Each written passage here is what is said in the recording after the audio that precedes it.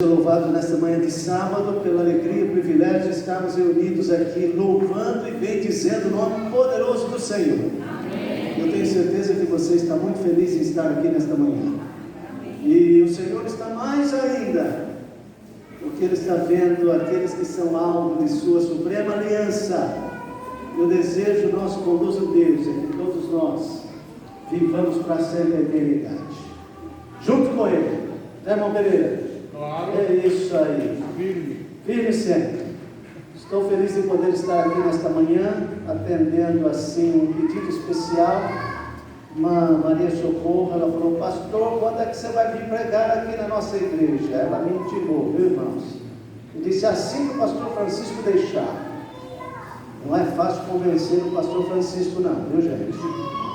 É difícil. Silvana que eu diga, né, Silvana? Pois é. Mas a misericórdia e a providência do Senhor baixou naquele coração e ele disse: vai lá, pastor, prega lá. Eu disse: glória a Deus, louvado seja o nome do Senhor, não é? E é por isso que estamos aqui. Mas ele falou assim: eu vou deixar a Silvana lá para ficar de olho, viu? Tá bom, tudo bem, não tem problema. Ela vai ser uma bênção, como sempre é em todo lugar, não é? Cantando, louvando e bendizendo o nome do Senhor. E estamos agradecidos a Deus, porque Deus tem cuidado da vida de cada um de nós, tem guiado e dirigido a nossa vida. Essa igreja tem bons líderes, irmãos consagrados, que fazem o melhor, não é? Irmão João Pereira está aqui, Nixon está aqui, tantos outros líderes que têm dedicado a vida para a honra e glória do Senhor. Gostei de ver a Marisa aqui contando a historinha aí, a adoração, né, Marisa? Esse é muito bom. Marisa a gente já conhece aí dos tempos, tempo que eu até tinha bigode, viu, irmãos? Não tenho mais, porque um presidente aqui da nossa associação mandou todo mundo tirar o bigode. Você não foi desse tempo, viu, Silvana? Mas o presidente mandou todo mundo tirar o bigode. E eu agradeço ele por isso. Porque ficou melhor, né? Ficou mais jovem. Mais jovem, na verdade. Para dessa pessoa velha. Bigode, já não precisa mais de mostrar, né, autoridade, moral, essas coisas assim. Amém? Deixa eu perguntar aqui quem que é o diretor, a diretora do Ministério da Saúde. Cadê? Diretora do Ministério da Saúde da igreja. Cadê? Está com medo? Cadê? Quem é? Lembram? Não tem? Então nós vamos... Ana Luísa. É Ana Luísa? Ana Luísa, por que você está tão tímida? Eu quero dar um presente para Ana Luísa. Agora ela vai se animar, né? Agora ela vai se animar. Eu quero dar um presente, Ana Luísa.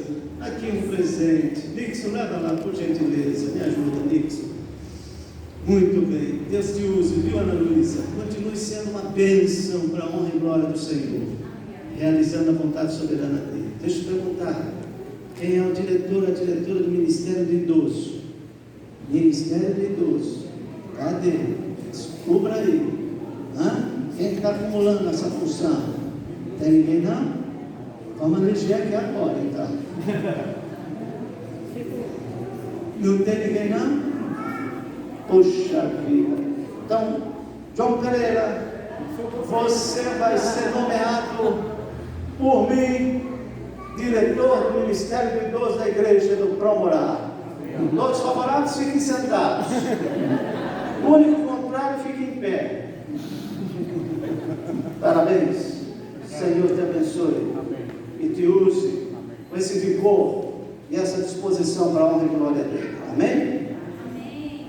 Louvado seja o Senhor. Os outros departamentos devem estar perguntando: o que ele vai perguntar agora? Não é verdade? Mas essas são as áreas que eu ali tento ajudar na associação também. Não é? Vamos ver aqui. Diretor dos diáconos e a diretora das diaconisas. Cadê?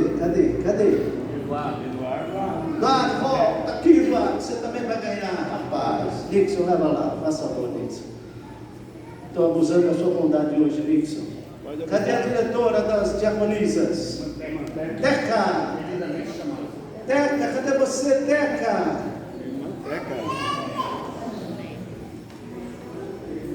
Pronto, Teca. Parabéns pelo seu trabalho. Que Deus use e abençoe você sempre. Tá bom? A gente atende também os anciãos. Tem aqui um grupo bonito de anciãos.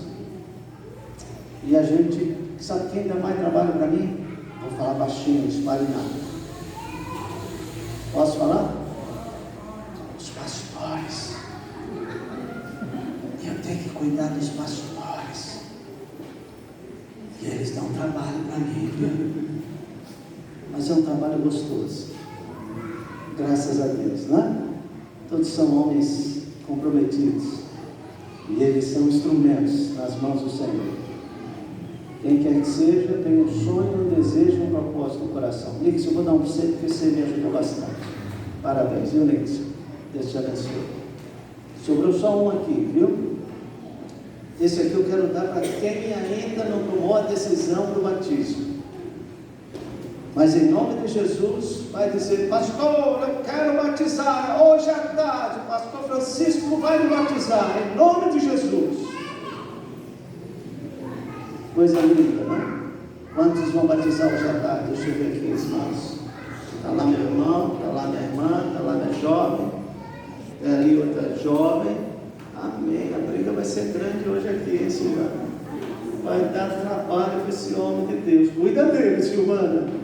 Cuida dele. Então tá bom. Deus seja louvado. Eu vou deixar depois com você, Silvana, um para cada batizando, tá bom? Todos eles vão ganhar. Combinado? Amém? Amém. Incline sua cabeça, vamos orar. Senhor Deus, muito obrigado pelo privilégio, pela oportunidade de podermos reunidos louvar e bendizer o teu nome. Pedimos a tua graça, o teu poder sobre nós. Pedimos a unção do teu bom Espírito, Pai, para cumprirmos o teu querer e a tua vontade. Fica conosco nesta hora. Teu Espírito se manifeste entre nós. Suplicamos agradecidos por Jesus. Amém. Eu quero estudar uma história da Bíblia muito interessante aqui nesta manhã. E eu quero pedir para você abrir a sua Bíblia no livro de 2 Reis, capítulo 13. Abra a sua Bíblia. 2 Reis, capítulo 13. Nós vamos ler 2 versos da Bíblia Sagrada. Verso 20 e o verso 21 desse livro, 2 Reis, capítulo 13. Já achou? Você já achou? Diga amém. Se você não achou, fala assim: misericórdia, pastor, misericórdia. Amém? Amém? Amém. Então vamos ler juntos. Verso 20 diz assim: morreu Eliseu e o sepultaram. Ora, bandos dos moabitas costumavam invadir a terra à entrada do ano. Sucedeu que, enquanto alguns enterravam um homem, eis que viram um bando. Então lançaram o homem na sepultura de Eliseu. E logo que o cadáver tocou os ossos de Eliseu, reviveu o homem e se levantou sobre os pés. Amém? Essa história bíblica é muito interessante e ela traz algumas lições muito especiais para nós esta manhã. E eu quero que você entenda o propósito de Deus para a vida de cada um de nós. Eu tenho certeza que você não veio aqui hoje por acaso, não. Você só está aqui porque o Espírito Santo de Deus acordou você hoje de manhã. O Espírito Santo de Deus colocou uma roupa em você. O Espírito Santo de Deus conduziu você. Não aconteceu nenhum acidente com você para você chegar até aqui. O diabo até tentou, viu? O diabo tentou fazer com que você não chegasse aqui. Mas o Espírito Santo de Deus foi vitorioso, amém? Porque o Espírito Santo de Deus carregou você praticamente no colo e trouxe até este bom lugar. E o Espírito Santo disse para você o seguinte: esse é o caminho, ande por ele, viva por ele, faça a vontade dele. Esse é o caminho do Senhor. E é por isso que você está aqui. Eu por isso eu louvo, eu exalto, eu glorifico o nome poderoso do Senhor. Amém? Essa história é muito interessante. A Bíblia Sagrada narra aqui um fato de um profeta de Deus chamado Eliseu. Eliseu foi aquele que substituiu Elias. Você conhece a história? Eliseu, ele nunca estudou na escola de profetas. Ele nunca se preparou para ser um profeta. Na verdade, ele arava a terra, ele era um agricultor. Mas Deus disse a Elias: Elias, você hoje vai colocar a sua capa sobre aquele que vai te substituir, porque o seu ministério aqui na terra acabou. E Deus enviou Elias até onde estava Eliseu. E aquele sinal de colocar a capa era a evidência do chamado.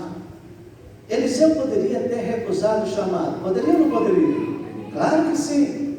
Mas ele aceitou o chamado do Senhor. Ele só faz um pedido para Elias: deixa-me despedir-me de meus pais. E ele foi e abraçou os pais, despediu-se deles, quebrou aquele arado, sacrificou o boi, e agora ele estava pronto para servir ao Senhor, acompanhando o profeta Elias. Elias tinha realmente uma história fenomenal, extraordinária. Elias é o único, antes de Eliseu, a ser mencionado na Bíblia Sagrada, que fez um milagre de ressuscitar alguém. Vocês lembram da história, não é? Ele ressuscitou o filho daquela viúva que o sustentou quando havia uma grande fome na terra. Muito bem? E agora chegará o momento de findar a obra de Elias aqui na terra. Logo ele seria levado ao céu numa carruagem de fogo. E antes de partir, Eliseu acompanhou Elias em todos os momentos. A Bíblia Sagrada diz que o primeiro serviço que Eliseu fez, sabe qual foi? Lavar as mãos do profeta Elias. Olha que serviço, hein? Lavar as mãos do profeta Elias. Quando a gente olha humanamente falando, um serviço muito simples, não é verdade? Um serviço humilde, mas aqui tem uma grande lição para nós. Deus nos chama para fazer as coisas. Às vezes elas não são muito grandes, não. Às vezes elas são simples. Mas se Ele nos chama, nós devemos fazer como? O melhor para quem? O melhor para Deus. E aqui fica uma grande lição para nós. Tudo que vier às suas mãos para fazer, fazei com todas as vossas o quê? Todas as vossas forças. Esse é o desejo de Deus. Eliseu, quando Elias estava subindo ali, Elias disse assim: pede o que você quiser e será concedido para você. Lembra o que foi que ele pediu? Eu quero uma coisa só. O que ele queria? Porção que? Dobrada no teu espírito, Elias. Quando a gente olha para algumas citações da Bíblia assim, a gente acha que as pessoas eram ousadas, não é? Que as pessoas eram assim, destemidas. Eu quero isso. Não é esse sentido que a Bíblia apresenta. Na verdade, o que Eliseu estava dizendo era o seguinte: eu me sinto tão incapaz, tão pequeno, tão despreparado, que se eu não tiver, no mínimo, o dobro do poder que você teve, Elias, não vai sair nada, não vai virar nada. É muitas vezes assim que nós nos achamos também, não é? Quando Deus pede alguma coisa para nós, Deus diz assim: vem para mim, torne-se um membro da igreja, seja batizado. E nós o que dizemos? Não, isso não é para mim não. Igreja, é complicado demais, eu não tenho força, eu tenho muitos problemas. Não é verdade? Mas lembre-se de que quando você aceita o chamado de Deus e passa pela experiência das águas, sabe o que acontece? Deus se manifesta na sua vida através do poder do Espírito. E você se torna uma nova criatura. Você se torna um instrumento grandioso para a honra e glória dele. Ele capacita, Ele habilita você para toda boa obra. Por isso Ele chama você. A única coisa que você precisa fazer é tomar a decisão de aceitar o chamado dele. Muito bem? Eliseu agora começa o seu ministério. Tem um teólogo famoso chamado Drake, e ele disse alguma coisa interessante. Ele disse que Elias realizou, ele fala, 16 milagres, e Eliseu realizou o dobro de milagres que Elias, que estão registrados na Bíblia. Eu confesso para vocês que eu fiquei procurando na Bíblia esses milagres que o Drake ele fala. Eu não consegui ver, mas eu consegui achar 13 milagres de Elias, e eu consegui achar 25 milagres de Eliseu, até quando eu li esse texto de 2 Reis, capítulo 13, verso 20 e 21. Elias morreu, e a Bíblia registra ali 25 milagres que ele realizou. Estava faltando um para o quê? O dobro dos milagres realizados por Elias. E agora, a Bíblia diz que o homem de Deus, ele envelheceu, ele adoeceu, e ele o quê? Ele morreu. Isso acontece com todos nós, queridos. Desde que nós nascemos, dureza, né? A Bíblia fala que o salário do pecado, o que é? É a morte. Desde que nós nascemos, o que acontece conosco? Começamos um processo do quê? De morte, de envelhecimento, de doença, de tudo. É uma tragédia. Esse mundo, a única coisa que eu e você temos como garantia, qual é? Qual é o grande legado? O que nós temos a plena certeza que um dia vai bater a nossa porta? O que é? É a morte. Essa, ela é intrusa, ela chega inesperadamente às vezes, e ela não pede licença, e ela toma conta, ela domina um pedaço, não é? E nós ficamos à mercê.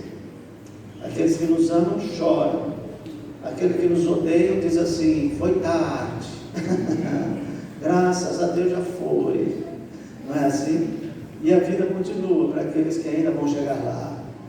Mas aqueles que dormem em Cristo podem ficar tranquilos. Por quê? Vem a hora, ao soar a trombeta de Deus, os mortos em Cristo, o que vai acontecer? Eles ressuscitarão primeiro. Amém? Amém. Lá vivemos todos a eternidade. Aí nada mais de morte, nada mais de pranto, nada mais de dor, nada mais de lágrimas, nada mais de coisa nenhuma. Somente a eternidade. É isso que Deus quer para cada um de nós. É isso que Ele propõe como aliança para cada um de nós. O que você vai escolher? É isso que você precisa decidir hoje. O que você vai escolher? Morte, perdição, ou vida e vida eterna, salvação. Essa escolha ninguém pode tomar por ninguém. Cada um tem que fazer por si só. É uma escolha individual. Muito bem?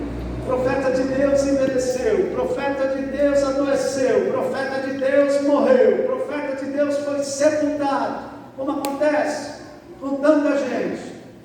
Só um diferencial aqui, queridos. Aqueles que são servos de Deus, são profetas de Deus, mesmo quando morrem, eles deixam um legado, eles deixam uma marca na história, eles deixam uma influência poderosa, eles deixam algo muito importante, apesar de já estarem mortos. Sabiam disso? Isso é fundamental você entender também nesta manhã. Deus quer que você seja um instrumento dele, enquanto está vivo, amém. E até quando você morrer, você não deixará de ser uma testemunha fiel, de ser um instrumento para a salvação de alguém que lembrou-se da sua entrega, da sua dedicação, da sua vida comprometida com a causa do Senhor. Amém? Essa história é muito bonita, porque ela mostra esse legado para nós. Muito bem.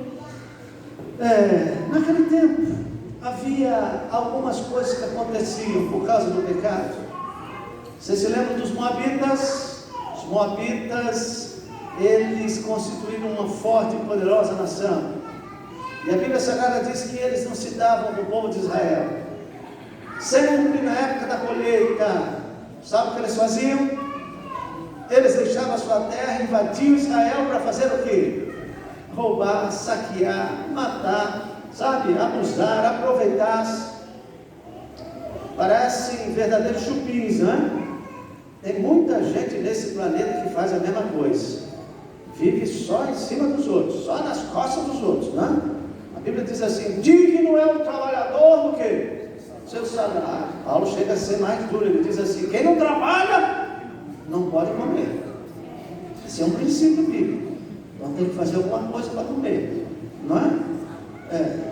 Eu faço, irmãos, alguma coisa para comer.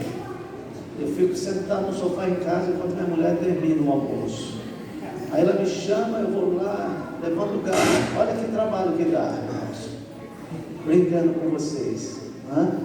Na verdade, todos nós somos ali um time, um ajuda o outro e a coisa anda da melhor maneira possível, sempre. Muito bem. Os moabitas invadindo, naquele exato momento, os israelitas, o que eles estavam fazendo? Estavam levando um rapaz morto para ser sepultado. E assim que eles olham os moabitas, aquele bando vindo, o que eles querem fazer? O que eles tomam a decisão de fazer? Pernas para que te querem. A única coisa que você não precisa, quando você tem que fugir de uma emergência, o que é? É o peso morto, não é verdade? Você tem que se livrar do peso morto. Aqui tem uma grande lição espiritual para a nossa vida também, queridos. Tem muitos de nós que estamos carregando pesos mortos na nossa vida e não soltamos e não largamos nunca. Essas coisas que não nos deixam voar, que não nos deixam alcançar sonhos, que não nos deixam chegar lá onde o Senhor sonhou para nós. E esses pesos mortos ficam segurando a gente. Sabiam que às vezes nós temos algum peso morto até dentro de casa? Olha, não tente não, você nunca vai chegar lá, você nunca vai conseguir. Não, isso não é para você. Olha você. Não é assim que fazemos? Por favor, querido, não seja um peso morto na vida de ninguém e nem na sua própria vida. Seja um instrumento que honre e glorifique o nome poderoso do Senhor. Amém? Nesse momento, quando eles perceberam, o que eles fizeram? Vamos jogar fora o peso morto. E eles jogaram fora o peso morto. Por coincidência, aquele peso morto, ele caiu exatamente em que lugar? Na sepultura de quem? De Eliseu. Estava ali o quê? Os ossos de Eliseu. Quando aquele peso morto, ele tocou nos ossos de Eliseu, o que aconteceu com ele? Ele se transformou agora novamente num jovem, ressuscitou. E quando os moabitas viram aquilo, o que eles pensaram? O Deus de Israel ainda está com quem? Com eles. Vamos dar no pé, vamos subir daqui, vamos cair fora. E aquilo ali foi uma manifestação extraordinária do poder de Deus, mostrando que apesar da fraqueza do povo de Israel, Deus não havia o quê? Abandonado a eles. Amém? Amém. Sabe, queridos, há momentos da nossa vida que nós pensamos que Deus nos abandonou. Às vezes nós estamos passando por lutas, provações, dificuldades, opressão, tanta coisa ruim, tragédias. E nós temos a sensação de que Deus nos abandonou. Essa história bíblica ensina para mim e para você que Deus nunca abandona os seus filhos queridos e amados, ainda que estejam passando por lutas e provações. E tem um segredo aqui nesse momento, queridos. Sabe qual é o segredo? O segredo é que nesses momentos mais difíceis, mais complicados, lembra daquela ilustração das pegadas na areia? Senhor, eu me lembro na minha jornada que nos dias bons da minha vida estava tudo bem, as minhas pegadas normais, mas nos dias de tribulação as pegadas eram mais pesadas, mais marcantes na areia. E ele perguntou por quê? E o que o Senhor respondeu para ele? Porque no dia em que você passava por maiores aflições, eu estava fazendo o quê? Carregando você nos braços, no colo. Não é? Você já leu essa história? As duas pegadas na areia. Ele dizia que Jesus andando com ele, mas sabia, em época de tribulação, só uma pegada, e bem curta, mas era o Senhor carregando no colo. Amém? Essa é a ideia que a Bíblia apresenta para nós. Sabe, queridos, nesta manhã Deus Ele quer realizar aqui alguns milagres na vida de cada um de nós. Talvez alguns de nós precisemos aqui de um milagre da ressurreição. Espera aí, não tem ninguém morto aqui. Será? Será? É que quando você pensa morto, você já pensa alguém lá sepultado e enterrado, né? Mas você sabia que pode ter muito morto andando vivo por aí? Muito morto andando vivo por aí?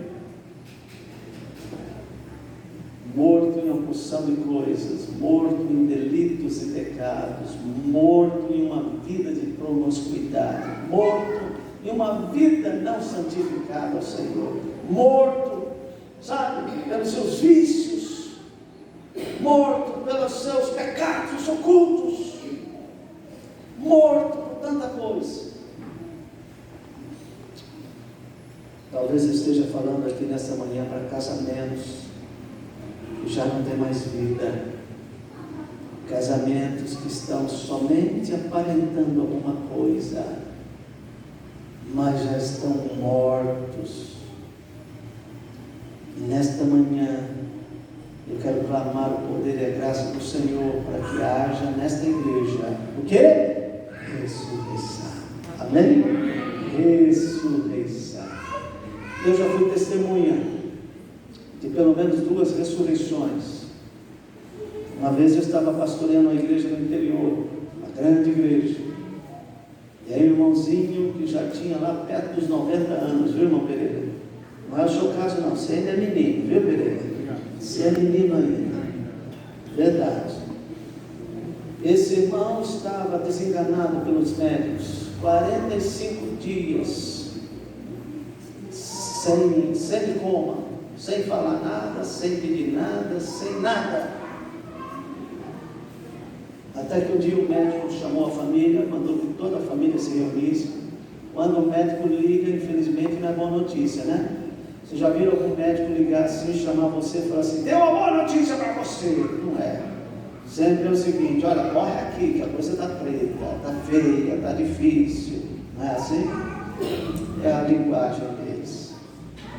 E eles chamaram a família, o médico chamou a família e disse assim: ó, querida família, informo a vocês que esse santo homem de Deus de hoje não passa. De hoje não passa. Imagina a reação da família naquele momento quando recebe uma notícia dessa. A família ficou toda desesperada. E é incrível que nesses momentos a primeira pessoa que é uma família assim se lembra, sabe quem é? Eles se lembram do pastor. Aí eles ligam para o pastor e dizem assim: pastor, o que foi? Corre aqui, pastor. Eles não perguntam: pastor, está tudo bem com você? Você está fazendo alguma coisa? Você está ocupado agora? Não, ele só diz assim: corre aqui, pastor. E aí o pobre do pastor tem que sair correndo. E ele sai, larga tudo que está fazendo, tá? E sai correndo, e chega lá: o que foi? Pastor, nosso pai está morrendo. Estava ali 7 irmãos e irmãs. E nós queremos que o Senhor unja, para que ele possa descansar em paz. Amém? Tudo bem? Se é só isso? Meu trabalho, meu papel, vou fazer com muito prazer. Eu tinha uma amizade, um relacionamento com aquela família, a irmã Lídia, era esposinha. Ela era sempre magrinha, tadinha, dava a impressão: puxa, com o cara ela vai, né? Mas ela era forte, viu, irmãos? Ela deu baile naquele homem. Ele era grandão, fortão, sabe? Ô Matias, um baita do homem, maior do que eu, assim, tremendo homem. Mas ele, tadinho, estava sofrendo. Tinha uns problemas pulmonares. O que aconteceu? Naquele momento, enquanto a gente estava conversando, se preparando, aquele homem começou a ter uma crise.